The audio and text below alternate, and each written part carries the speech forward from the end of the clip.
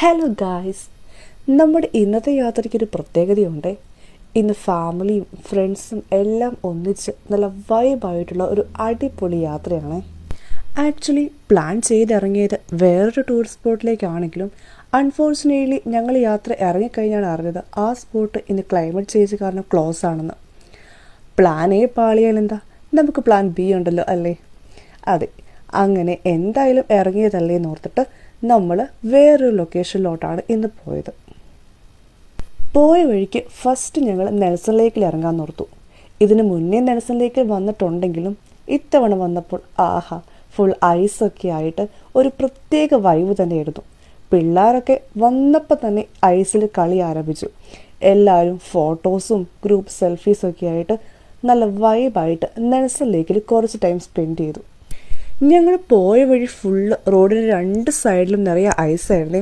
അതുകൊണ്ട് നല്ല രസമായിരുന്നു പോയ വഴിക്ക് സീനറിയൊക്കെ കാണാനായിട്ട്.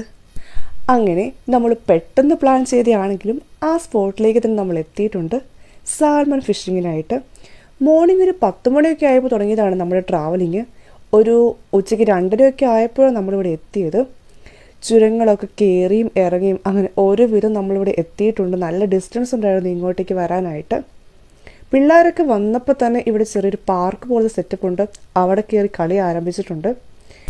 വന്ന ഉടനെ തന്നെ നല്ല ഐശ്വര്യമായിട്ട് തന്നെ നമ്മൾ പണി ആരംഭിച്ചിട്ടുണ്ട്. കണ്ടില്ലേ, നല്ല പെടപെടയ്ക്കണ സാൽമൺ ഫിഷ്.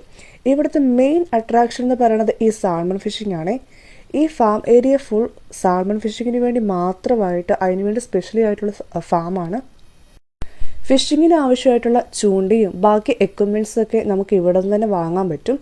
അത് വെച്ച് നമുക്ക് ആവശ്യമുള്ളത്ര ഫിഷ് നമുക്ക് സ്വയം ഇങ്ങനെ ചൂണ്ടയിട്ട് പിടിക്കാം.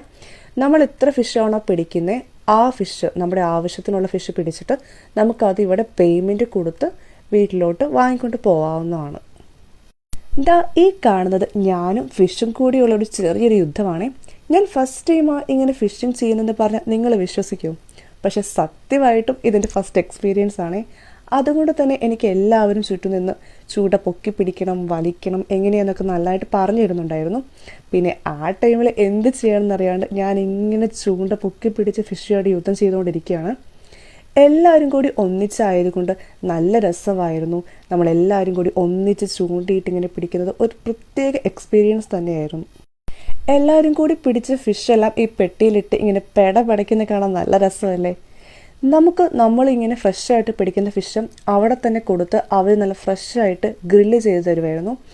പിടിച്ച് 2 ഫിഷ് നമ്മൾ അവിടെ തന്നെ ഗ്രില്ല് ചെയ്ത് കഴിക്കുകയും ചെയ്തു. ബാക്കി ഫിഷ് വീട്ടിലോട്ട് കൊണ്ടുവന്നു.